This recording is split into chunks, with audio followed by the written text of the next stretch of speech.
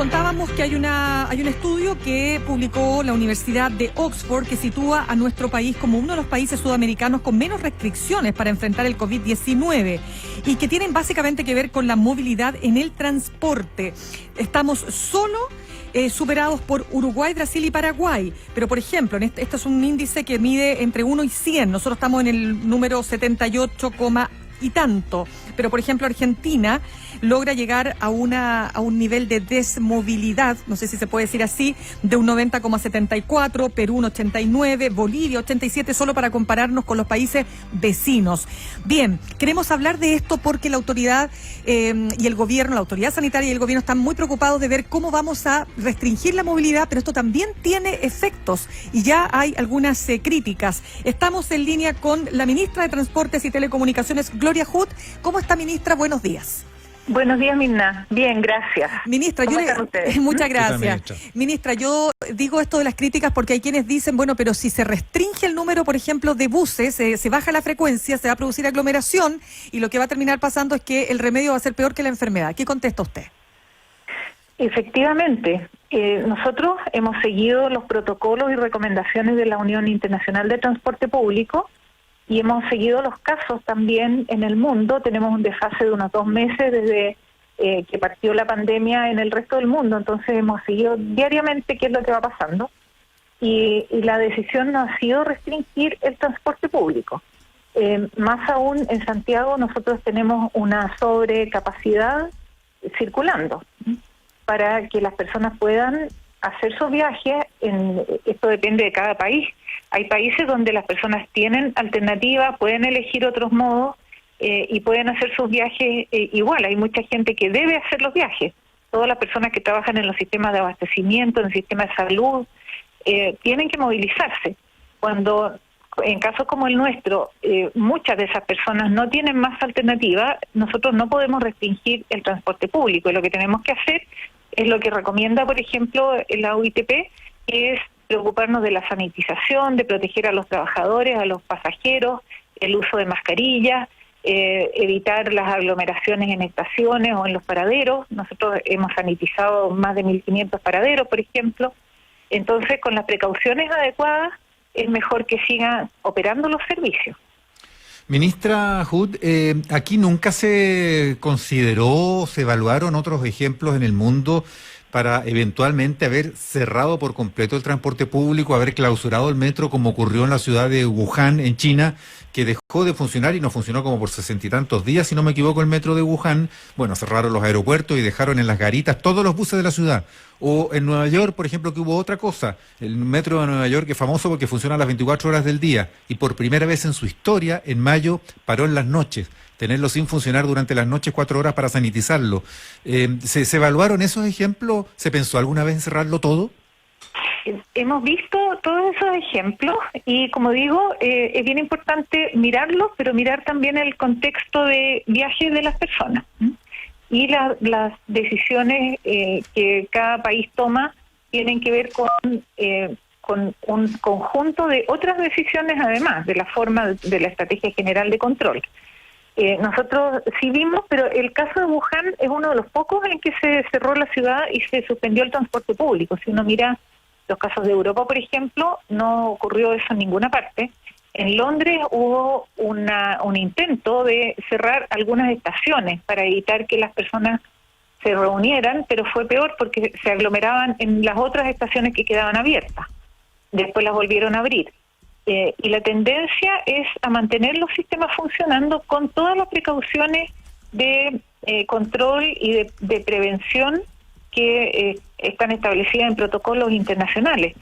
Nosotros no hemos considerado esta posibilidad de cerrar completamente el transporte público porque hay muchas personas, como digo, que no tienen otras opciones y porque manteniendo estos protocolos no tiene por qué ser una fuente especial de contagio. Así que creemos, por lo menos, que es necesario seguir con esta capacidad operando. Sí, ministra Gloria Hood, solo para precisar, uno ve que la gente señala que no es posible hoy día hablemos de los buses del Transantiago, porque todavía en los vagones se puede. No es posible establecer la distancia física, o sea, que es, oiga, a todas luces, la primera de todas las claves de esta pandemia. Distancia física, mascarilla, por supuesto lavado de manos. Entonces yo le pregunto, ministra, ¿esto se puede regular? Porque si en un bus caben, por ejemplo, 40 personas, debieran entrar no más de 20, pero ¿eso cómo se regula? Eso es un problema bien difícil de resolver. A ver, lo primero que quisiera mencionar es que nosotros en Santiago, en hora punta, estamos operando con la totalidad de la flota y la demanda ha caído en un 85%. Tenemos viajes más concentrados en horas punta, pero para que tengan órdenes de magnitud, en general en temporada normal el sistema moviliza del orden de 4,3 a 4,5 millones de viajes diarios, de transacciones que registramos, y ahora estamos en 700.000, 600.000. Usted dice decir, en Santiago, ¿no? En Santiago, sí. Pero se está evadiendo más que nunca. Es que ese es otro tema, ¿no? Claro, como dice usted, lo la distancia física que me preguntaba Mirna. Es que es la clave porque ahí se está produciendo el contagio, claro. Pues, ministra. Entonces, sí, pero lo que estoy diciendo es que nosotros estamos con una sobrecapacidad en el sistema significativa y incluso en las horas punta estamos poniendo apoyos de buses adicionales justamente para que haya holguras de espacio.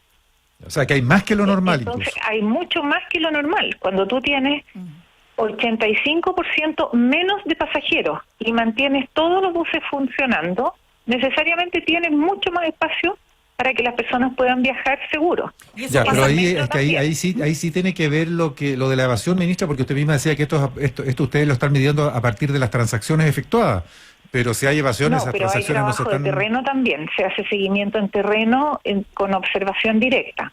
Sí. De hecho, nosotros, por ejemplo, dimensionamos los planes de operación considerando correcciones por evasión justamente porque se mide la cantidad de pasajeros que realmente están necesitando viajar. Y en el metro, ministra, perdona Mauricio, solo para precisar el punto, sí. ¿Se está aplicando el mismo, es decir, se está aumentando la frecuencia de tránsito de los vagones?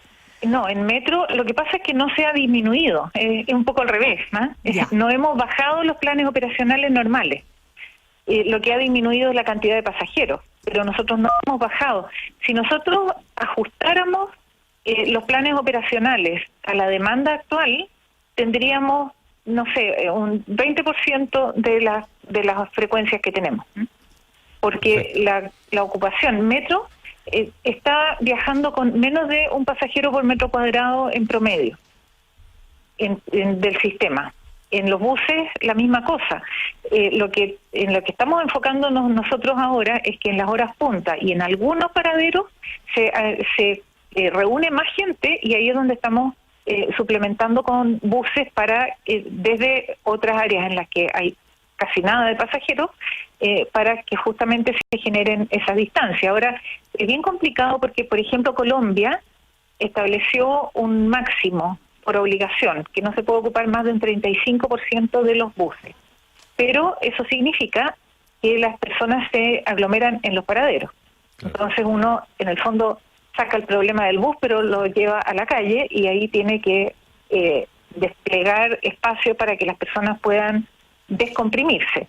Nosotros lo que estamos pensando es en empezar a habilitar algunas rutas alternativas que permitan descomprimir viajes, pero francamente el nivel de ocupación de los buses en este momento es bajísimo. Ministra Hood, hablamos con la ministra de Transporte y Telecomunicaciones y la derivo ahora a su área de telecomunicaciones, porque ahí está el tema de la discusión sobre lo que se había ventilado primero como una suerte de app, de aplicaciones de los celulares para vigilarnos a todos y controlar nuestra movilidad. Ayer se explicó, y usted estuvo ahí con el ministro París, que más que un control individual va a ser un monitoreo masivo a través de los desplazamientos que son detectables. Esa información ya está siempre. ¿Cuál es la novedad entonces? Si la misma Universidad del Desarrollo presentó un estudio que ya mide el movimiento de 4 millones de usuarios. A ver, hay varias cosas que son interesantes en incorporar esta información. Nosotros en el Ministerio tenemos varias fuentes de datos para hacer seguimiento de movilidad. y generalmente se enfocan en los tráficos, por ejemplo, que detecta en la Unidad Operativa de Control de Tránsito, que tiene sensores, ¿no? Y podemos saber cómo está el tráfico diario. También tenemos las transacciones en el sistema de transporte público y también nos da una idea del movimiento. También están los tráficos de las autopistas. Pero los movimientos de los celulares nos dan una información que es muy útil, que es la de los peatones. Cuando se habla de movilidad en general, se asocia solo con los modos motorizados, pero movilidad es todo el desplazamiento. Todas las personas que salen a pie a comprar, por ejemplo, que van a la feria, que es un lugar donde hay en general reuniones de personas que potencialmente pueden generar también contagio.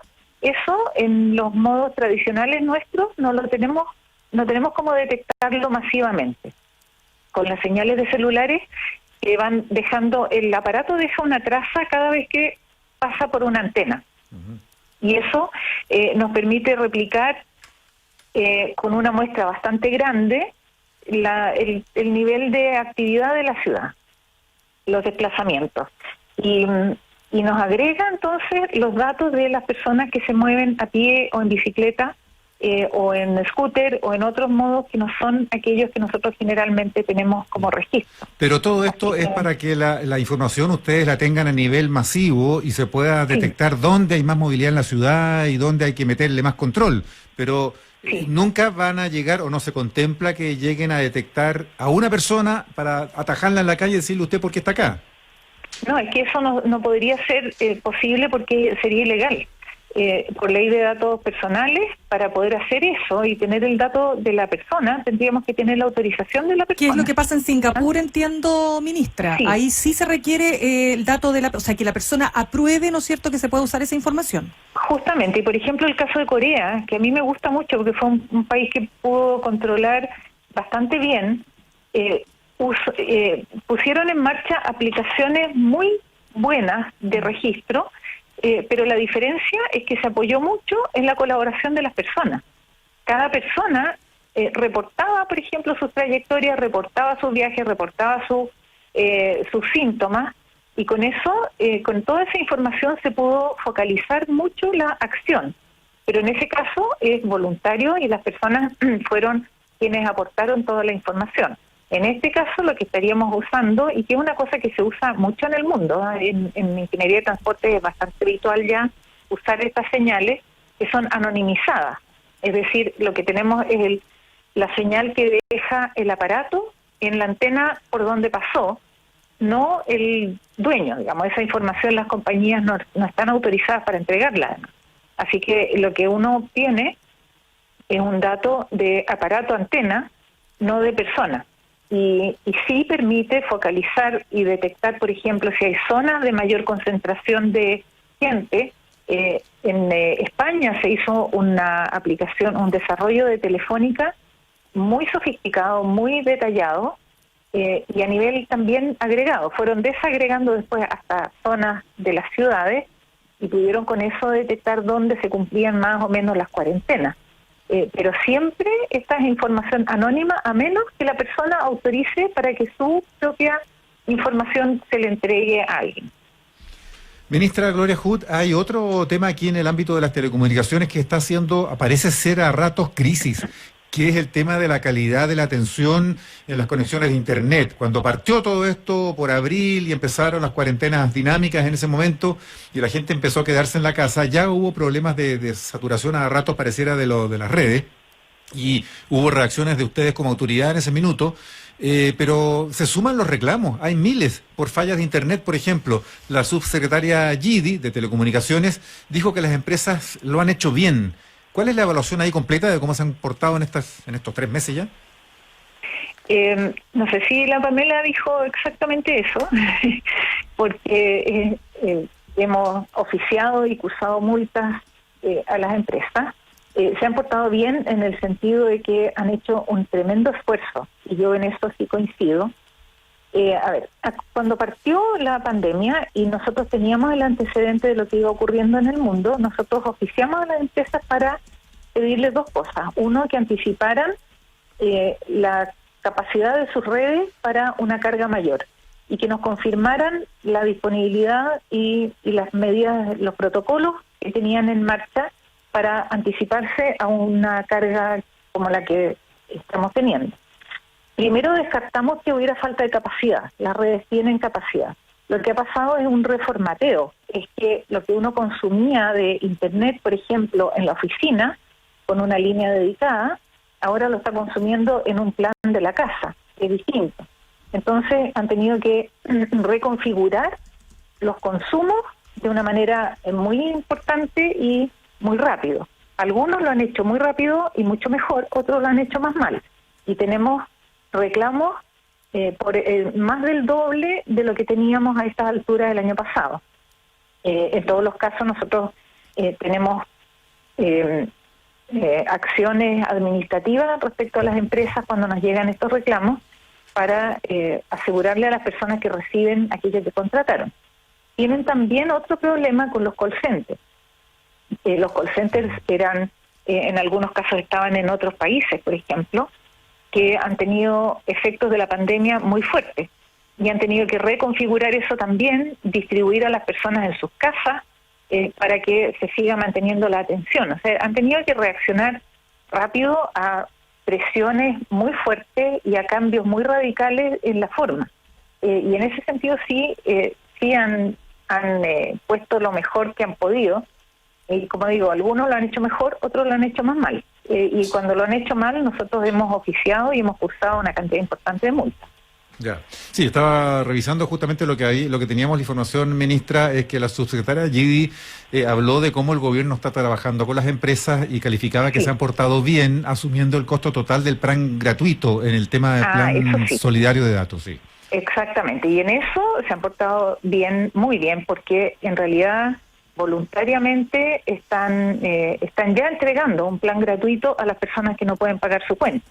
Cuando llega a 60 días en que llegaría el corte, se le ofrece a la persona pasar al plan solidario, que es un plan gratuito, que permite la continuidad de conexiones a Internet, es un nivel básico, pero permite no quedarse desconectado. Y alguien que, por ejemplo, tiene un pequeño emprendimiento, necesita que lo llamen por teléfono, que necesita mandar un correo, recibir un pedido, es trágico que se quede desconectado. Y en eso las compañías sí han han mostrado una muy buena disposición a mantener la conexión a las personas. De hecho, partió el plan por 60 días y ahora lo acaban de prorrogar para que dure 90 días. ¿Hasta cuándo entonces? Esto partió el 27 de marzo, si no me equivoco. Era marzo, abril, mayo, y ahora va a terminar hasta junio, pero es un plazo largo todavía en que las personas durante ese plazo pueden pasarse al plan y desde ahí se cuentan los 90 días. Ministra, se nos acaba el tiempo, pero quiero devolverla a su otra área, transportes, porque usted ayer dijo algo que me pareció muy importante, ¿no?, de destacar, que precisamente porque ha bajado el flujo en términos de cantidad de autos en las calles, más allá de lo que uno observe, naturalmente que tenemos menos autos, ha aumentado la velocidad. Entonces yo quisiera saber cómo se va a controlar aquello, porque efectivamente uno nota que la gente ya, olvídese los 50 kilómetros por hora en zona urbana, eso ya no lo respetó ni siquiera antes, menos ahora. ¿Cómo se va a controlar eso, ministra? Sí, eso es una situación que a mí me tiene súper preocupada, porque lo que revela es que el impulso, por llamarlo de alguna forma, es a exceder el límite en cuanto se puede.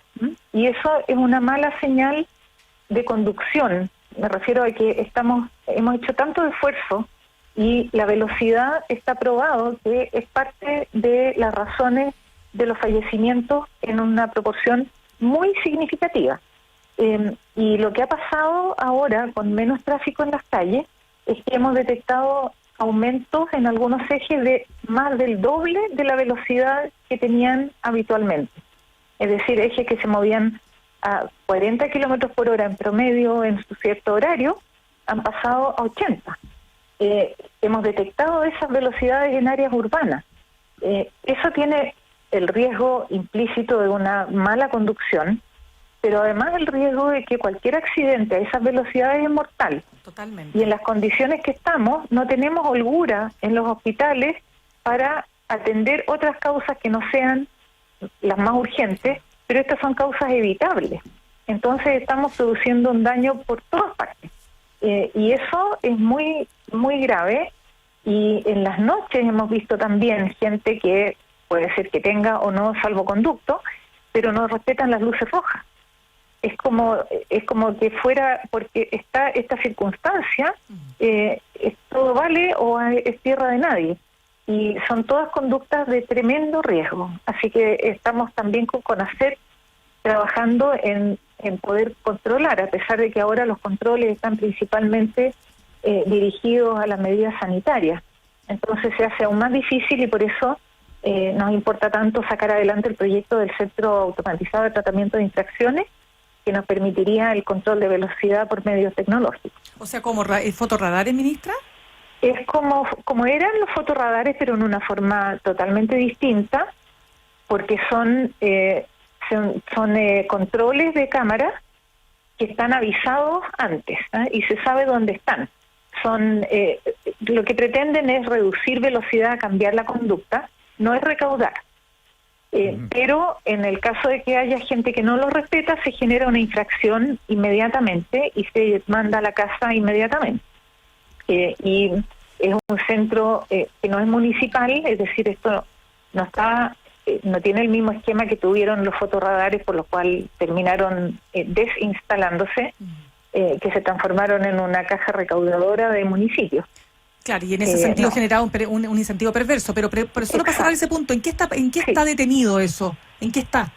Está en el Parlamento, ha avanzado bastante, pero como han cambiado las urgencias de todos los procesos parlamentarios, los trámites legislativos han estado mucho más orientados a la emergencia, entonces se ha quedado medio postergado. Pero nosotros estamos ya preparando todo para volver a activarlo en cuanto se pueda. Como opera además en muchas ciudades de países desarrollados en Europa, sí, sobre todo en Italia. Sí, en muchas partes, y ha sido muy efectivo. En los países donde se ha instalado, los fallecidos por accidente de tránsito han bajado 30% el mismo año de la instalación. Claro. Es realmente importante. Es un buen disuasivo. Ministra Gloria Hood de Transportes y Telecomunicaciones, muchas gracias por conversar con ADN hoy. Muchas gracias. Gracias a ustedes.